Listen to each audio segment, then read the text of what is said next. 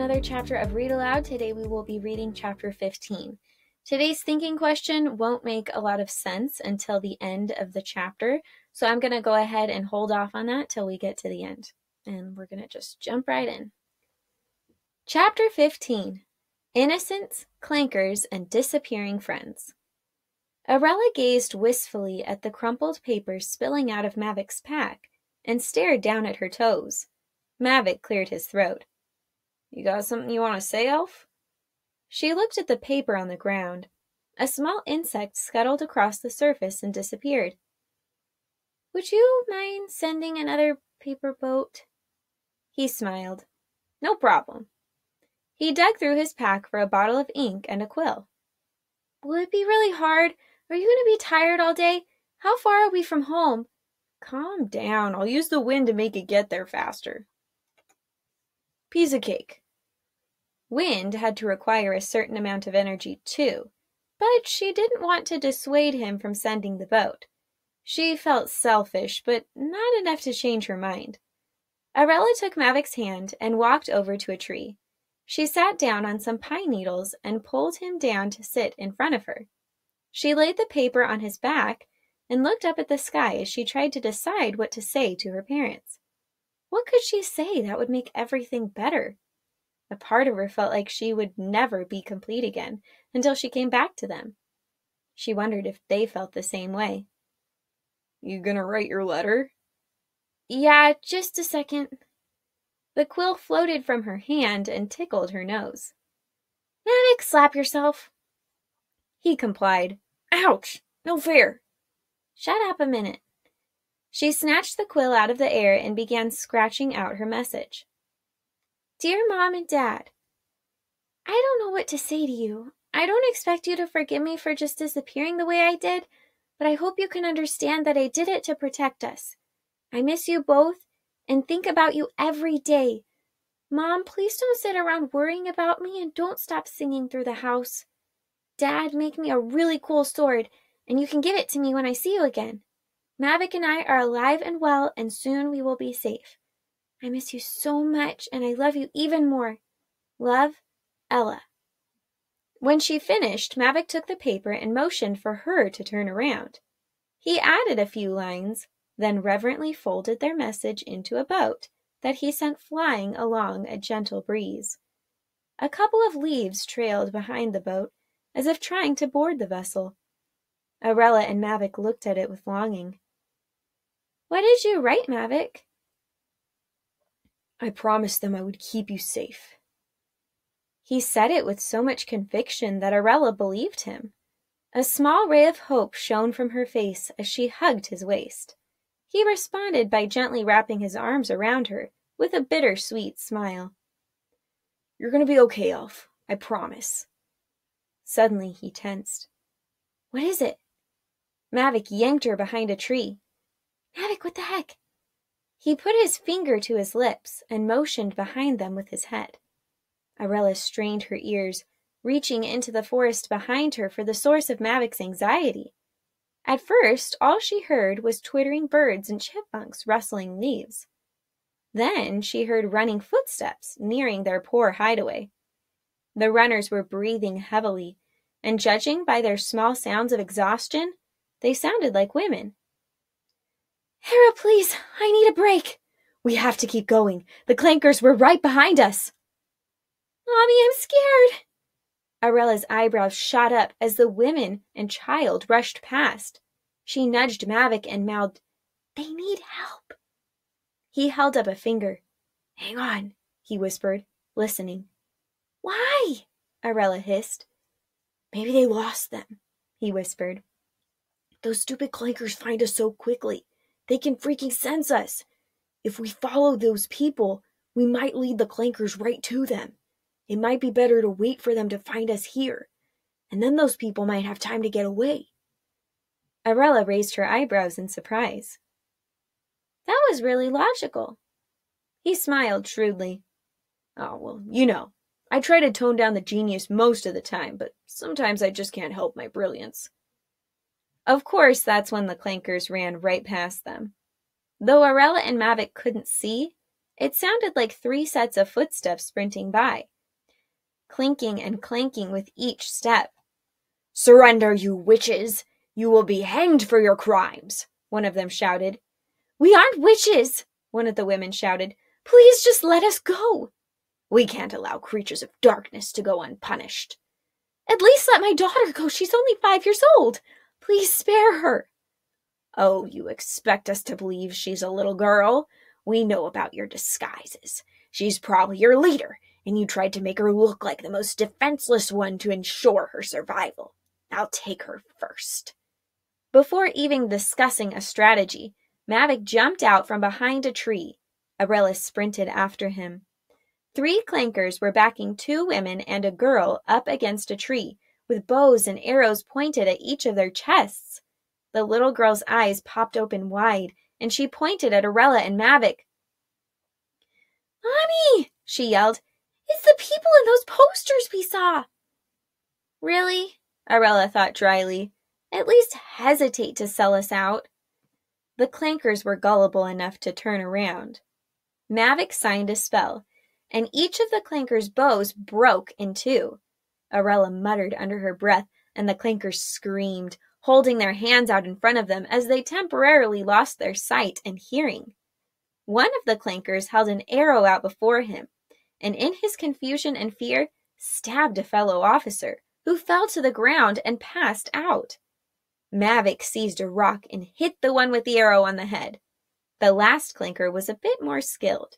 Sure, he was blind, but he had a sword, and he was swinging it around, making it impossible to approach him. Mavic backed away after almost getting his hand sliced off. "A little help, Ella!" he yelled as he danced around the flying sword. "Drop your sword!" she shouted. The sword thunked to the ground, but the clanker was immediately on his hands and knees, searching. "Oh, no, you don't," growled Mavic, barreling toward the clanker like an angry bull. The 2 fell to the ground, kicking and punching. Aurella frantically tried to follow Morella's advice of using as little energy as possible, but she couldn't see any easy way out of this one, especially with Mavic so close. "Freeze!" she shouted toward the clanker. Forgetting to specify leaving Mavic out of the spell, he froze too, just as his foot collided with the clanker's jaw. Mavic was standing with one foot on the ground and the other in the clanker's mouth. Unable to put his foot back down, he lost balance and fell over, his legs still extended up in the air. Aurella laughed, then covered her mouth. "Sorry, not funny. Mavic, unfreeze." "Very funny, Ella," Mavic grumbled, getting to his feet and dusting himself off. "I'm gonna knock him out. Don't freeze me this time." But first, Mavic made a sort of summoning gesture, and the man's sword flew out of his hand, up into the air, and lodged itself high into a tree. "Why not just keep it?" Aurella asked. "I'm not really a weapons guy." His foot collided with the man's head, and his jaw went slack. "Clearly," Aurella said under her breath. "Remove the spells." Finally remembering their audience, Aurella turned and regarded them sympathetically. The 2 women and the little girl were huddled against the tree Mavic had just stabbed with a sword, clutching each other for dear life. Aurella took a step toward them, and one of them screamed. The screamer pointed to Aurella. "You're that witch girl! They think we're like you!" She had blood-red hair and coal-black eyes that seemed to bore into her soul. "And he's that guy!" squealed a woman with wild brown hair. The redhead backed away. "Let's get out of here." "No, wait," Aurella called out. "Why do they think you're like me? Are you witches? I didn't think there were any others." "Of course we're not," the redhead spat. "We don't deal in dark matters." "Then why did they think you were?" Aurella asked again. "We don't know," the other woman said. "They've been rounding up women from all over the city, accusing them of witchcraft. There doesn't seem to be a pattern, at least not one that we've discovered. You just have to stay out of their way and hope they don't arrest you." Aurella's heart sank. "And they're hanging people?" "I don't know who you are," growled the redhead, "but because of you, people are dying. I hope you're happy, demon." She spat at Aurella again. Mavic took an angry step forward, and Aurella grasped his arm. "Come on, time to go," the other woman said. With that, the redhead snatched up her daughter and rushed deeper into the woods, the other woman trailing behind. "You're welcome for saving your lives," Mavic yelled after them. Aurella sat down and hugged herself. Mavic sat next to her. "Hey, don't listen to what that lady said. She was just angry and worried. She doesn't know you or what you've been through. Although I do wish she wasn't a woman so I could punch her lights out for spitting at you." Aurella's hands shook in fear and horror. "Do you realize what this means? People are dying because of me." "It's not your fault." "They're accusing innocent people of being witches. They said they'd be hanged for their crimes. Innocent people are being murdered, and it's all my fault." Mavic sighed and rubbed his eyes. "This is madness." "I'm a murderer." "You are not, Ella. None of this is your fault." "If I'd just gone home that day, like I always do when you get into fights, none of this would have happened." "Ella, listen to me. This is not your fault. It all falls on the king and those who are closed-minded enough to buy into his crap." Aurella hung her head in shame. Mavic grabbed her shoulders. "Look at me." She glanced at him, then guiltily looked away. "Aurella, this is wrong. The fact that we can't live here without hiding who we are or running for our lives is wrong. And the way Morella has to go undercover every day to try and lessen the damage caused by that stupid king is wrong. This crap has been going on since long before we were born, and none of it is your fault. Understand?" She nodded, and Mavic yawned. She rubbed her temples as a dull headache began throbbing its way through her brain. She sighed and looked out into the forest. Birds chirped and sung to each other, oblivious to the terror raging inside of her. Wind rustled the leaves in the trees. Even a small stream bubbled in the distance. It was ironically peaceful. "Come on," Mavic said. "Let's get out of here before those clankers wake up." He stood, extended his hand, and pulled Aurella to her feet. She looked down at the unconscious clankers. "You should heal that one. He's bleeding." "Okay. Send a paper boat, Mavic. Save those crazy people, Mavic. Fight the clankers, Mavic. Now heal the clankers who tried to kill us, Mavic." Aurella narrowed her eyes. "I mean, because obviously that's the right thing to do," he amended. "Just do it." "Why, Ella? They were going to kill us." "They're just following orders, Mavic. Remember that one in the carriage with us? I mean, other than the fact that he was bragging about how he was going to kill us, he seemed like a really nice guy." Mavic's head tilted to the side. "Do you hear yourself when you talk?" She just stared at him. "Fine." Mavic knelt before the bleeding clanker and hovered his left hand over his bleeding head wound, and his right hand spelled out foreign symbols and words. After sealing the wound, he slumped back in exhaustion. Aurella felt a tinge of guilt. Mavic had a point. She'd been ordering him around, and now he'd expended his energy. "You need some sleep. Let's go find someplace safe to rest." "Don't be stupid, Ella. I'm fine." His eyes drooped. "No, you're not. Come on, let's go." She helped him to his feet, just as he had her a moment ago, and they walked a good distance north before resting under a large, shady tree.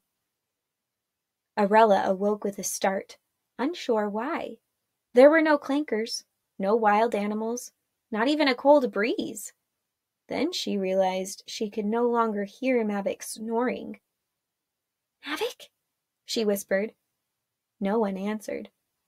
She got to her feet, walked around the tree, and called his name. "This isn't funny." Still, there was no reply. "Mavic, you get over here right now!" She was suddenly doused with a chill of fear that constricted her air supply. Where was he? It wasn't like him to leave her without saying anything. It was unlike him to leave her at all. Was he captured? Did the clankers get him? And if they got Mavic, why would they leave her? She paced back and forth, wanting to search for him, but with absolutely no idea where to look. She was alone. She was lost. Not even Morella would be able to find her, because her boat was manipulated to fly only to Mavic. Aurella sat on the floor and hugged herself. She needed to come up with a plan, but was too terrified to think. She was filled with fear, as if her heart was pumping a poison throughout her body, infecting her brain with its debilitating terror. She heard running and shouting to the east. In a panic, she jumped to her feet and sized up the nearest tree. The closest tree branch was just above her head. She jumped and pulled herself up without a second to spare, then hid in the leaves. 2 clankers marched forward. One of them shoved the other. I cannot believe you let a child get the best of you. What was he, 16 years old? At least I didn't run away. I did not run away. Yes, you did. You were supposed to back me up. Well, he made a dust storm with his hands and knocked Ronan unconscious with 1 kick. I panicked, all right. Teenagers aren't supposed to be able to beat 5 highly trained officers. You're such a coward. Come on, that witch can't be far. Or are you going to run away from a little girl, too? Mock me again and you'll regret it. I hate this job. I haven't seen home in weeks. G is home all alone with the baby, and I can't be there to help raise my only son. Plus, we hardly know what we're doing. Back in the day, the queen helped trap the witches. Why isn't she helping? And how does the king expect us to fulfill those stupid quotas without any idea of how to identify a witch from a regular person? Stop being so dramatic. You heard what he said. If there are witches in the land, they must be destroyed. You'll know them when you see them. You'll sense their presence. What does that even mean? It's hard to explain. In the meantime, let's eat. I'm starved.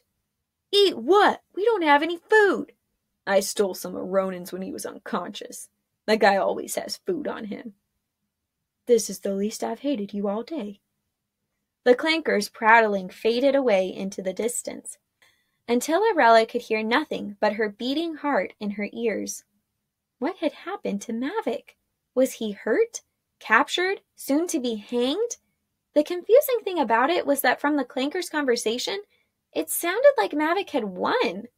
So where was he? She climbed down the tree and sprinted in the direction the clankers had come from. She came to a clearing and was stunned to find a dilapidated log cabin with smoke puffing from its crooked chimney. What was it doing there? Was it someone's home? Mavic would kill her for approaching it, but at this point she was desperate. Maybe someone lived there who could help her. She needed to find Mavic. As Aurella walked toward it, she felt more and more apprehensive with each step. The cabin was covered in angry vines that looked like tiny strangling arms. The windows were broken and covered with dirty cloth. Odd plants sprouted in the yard. One had a long green trunk like a tree, but was ribbed and covered with spikes. There were also strange brown bushes that looked dead, and another spiky plant. That must be a cactus, Aurella thought. She'd seen pictures of them in her nature book, but they weren't supposed to grow in Dovis. A part of her wanted to inspect it further, but she shook her head. Focus! She continued along the dirt path until she stood in front of the termite-infested door. Before she could knock, the door swung open, creaking in pain. A man, unlike anyone she had ever seen, stood there. He had skin the color of dark chocolate and unsettling ice-blue eyes. His bald head shone in the sunlight. He appeared old and weathered by the way he carried himself, but had an ageless face that made it impossible to be sure. He leered down at her, revealing crooked yellow teeth. I've been waiting for you, Aurella of Lennox. All right, that's the end of that chapter. The next chapter is called Because Manipulators Weren't Creepy Enough. All right, so here's your thinking question. Should Aurella go in the cabin or not? And explain why you think that. Thanks for joining in on another chapter of Read Aloud, and I will see you guys next time for chapter 16. Bye! The closest tree branch was just Excuse me. She came to a clearing and was stunned to find a dilapidated.